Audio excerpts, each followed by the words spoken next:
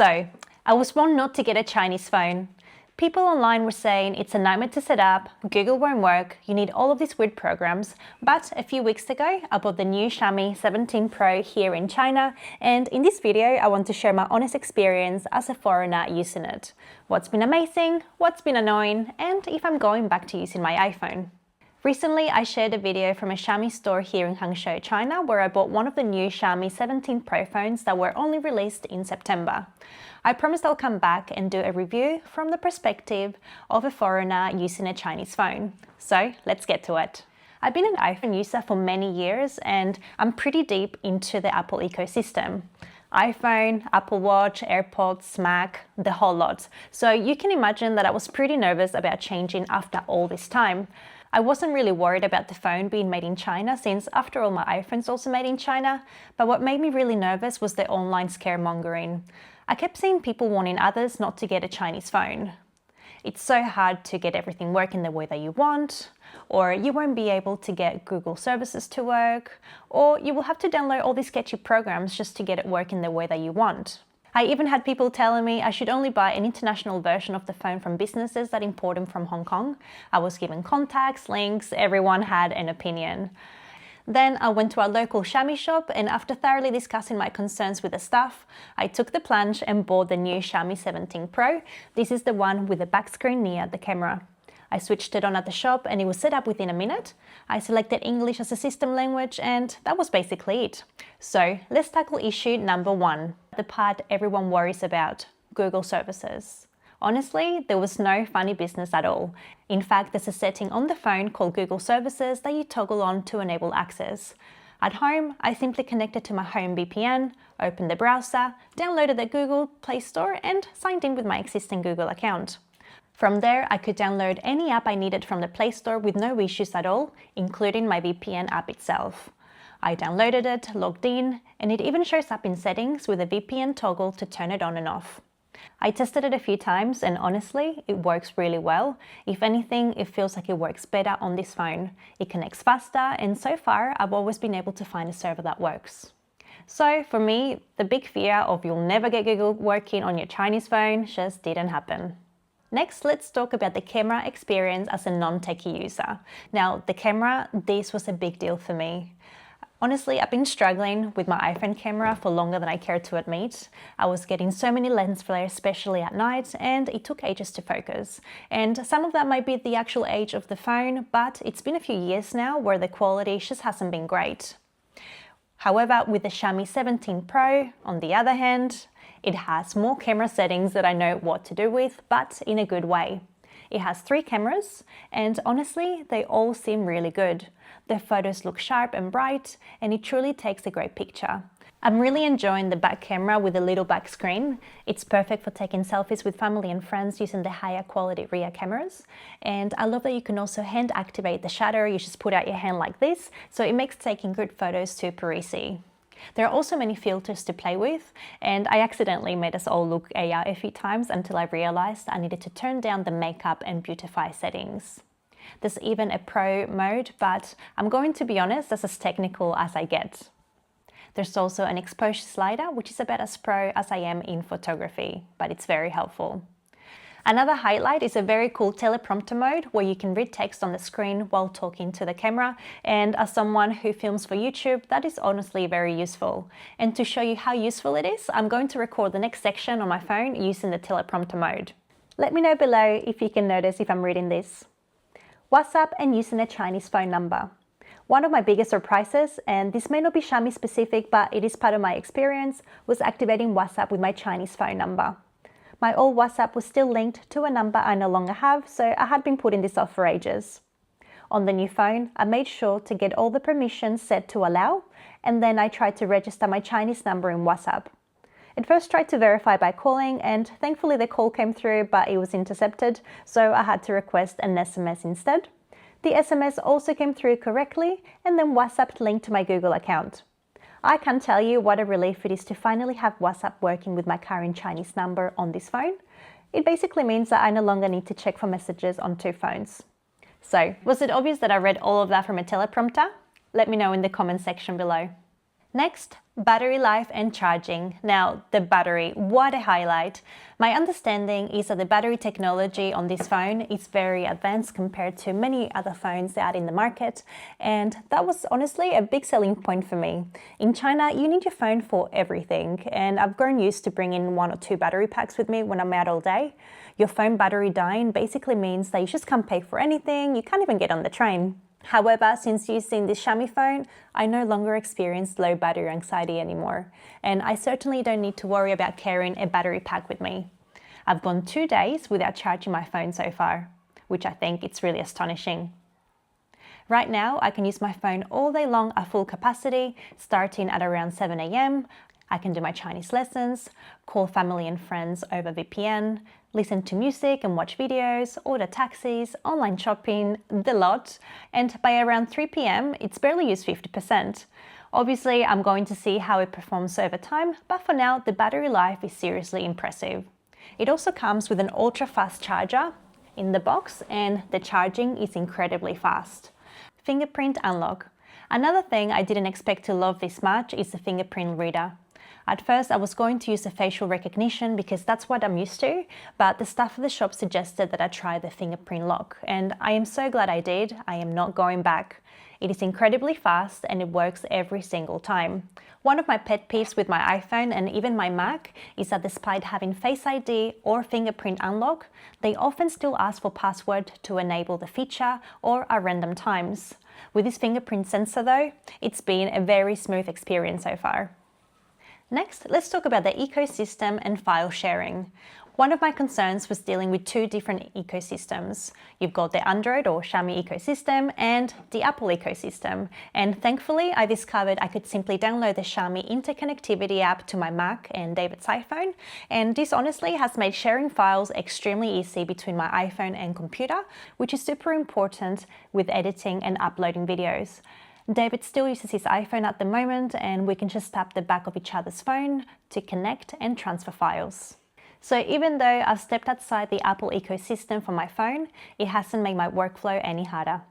Next, let's talk about the cost. The cost of the Xiaomi phone was actually quite enticing and definitely a major plus. These are the prices in China for the base model of iPhone 17 Pro and the Xiaomi 17 Pro. The iPhone 17 Pro is 8,999 RMB and the Xiaomi 17 Pro is 4,999 RMB. They both come with 12 GB of RAM and 256 GB of storage. As you can see, the price difference is actually quite significant. So price inclusions. After I bought the phone, I was so excited to learn that the phone came with a screen protector for both the front and back screens right out of the box. Breakages is something that I've experienced a lot with my iPhone, and I hear that I'm not the only one. And I don't know if it's just me, but even with a case, I've experienced the back glass on my iPhone actually shattering. So you can imagine how great it was to know that I didn't have to run to buy protectors for my new phone. It also came with a simple case. Additionally, it also comes with a 2-year warranty on the screens, and I can get both the front and back screens fixed each once for free, even if it's accidental damage. I have since bought my own cases off Taobao, which I love, and this only cost me 24 RMB. Cons and things to be aware of. Alright, now let's talk about the cons and the quirks. Number 1. Some settings are still in Chinese, so even though the system language is set to English, some of the more advanced settings are still only in Chinese. It's not a constant problem, but every now and then I will tap into a menu and realize that I need to do some guessing or use a translation app. Number 2. Ads in system apps. Ads are pretty common in China. We have ads when we turn the TV on, there's also ads in the lift, and lots of apps have ads every time they refresh. And the Xiaomi phone is similar. There's ads in some of the system apps. However, you're not forced to keep them. You can just go into the settings, search for ads in the search bar, and turn them off. Once I switched them off, it was fine. Number 3. Typing and keyboard feel.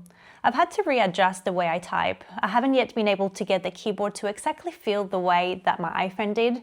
I keep hitting the full stop instead of the spacebar. I make a lot of mistakes and it takes me a lot longer to type. I think I just need to keep experimenting with the settings or maybe try a different keyboard, but it's just one of those small things that you feel a lot at the beginning. Number 4. Button placement. The volume buttons are on the right-hand side when you're facing the screen, and on the iPhone, they're actually on the opposite side. And it annoyed my muscle memory for maybe a day or two, but by day 2 or 3, I honestly didn't have to think about it anymore.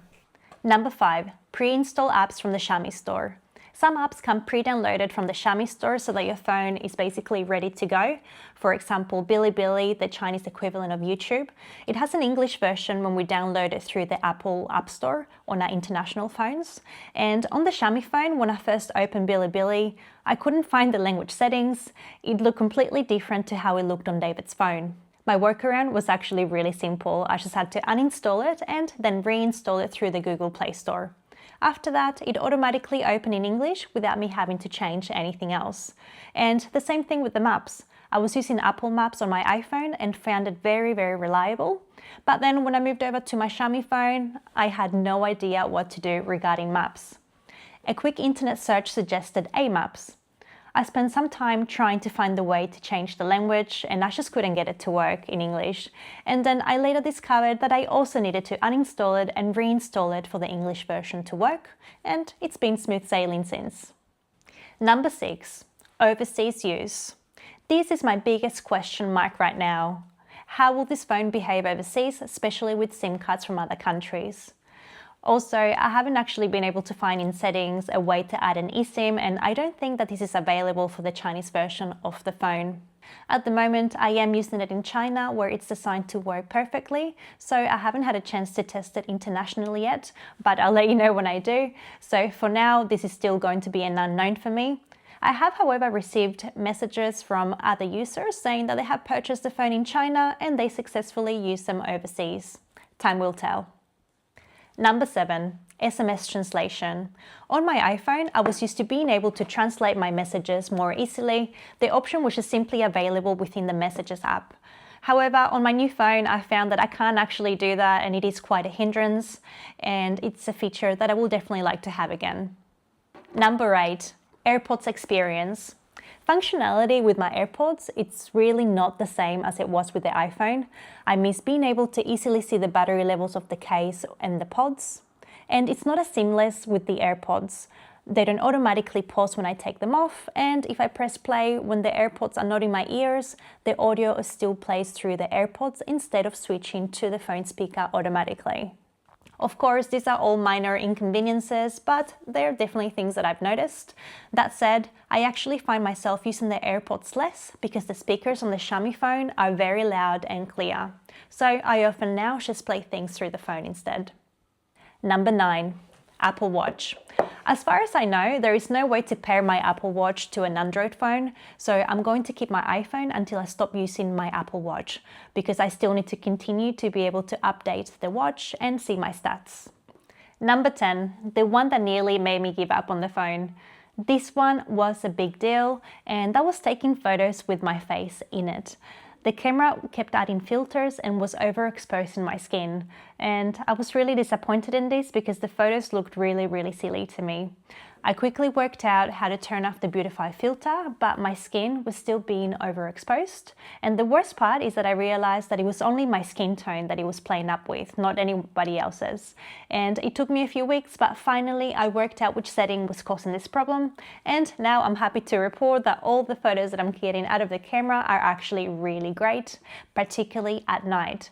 The night photos from my iPhone were completely rubbish, and the Xiaomi phone has really impressed me with some of the shots that I'm able to get at night. I played with some of the settings on our recent trip to Chengdu, and I was so happy with it. So, after all the warnings and all my worries about switching from iPhone to a Chinese phone, do I regret it? And am I going back to my iPhone? Honestly, no. I think that Xiaomi has done an amazing job with this phone, especially for people like me who are used to iPhones. The software experience feels very familiar. In many ways, it feels like using an iPhone. The change has been surprisingly smooth, and the phone itself feels sleek and premium. Also, aesthetically, a lot of the apps, icons and widgets look very similar to what I'm used to.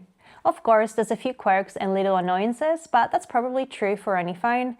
And for me, the battery life, the camera, the fingerprint unlock and the easy access to Google services have made this phone a very positive experience after all. If you have any questions about using a Chinese phone as a foreigner in China or about the new Xiaomi 17 Pro specifically, you can leave them in the comment section below and I will do my best to try and answer them.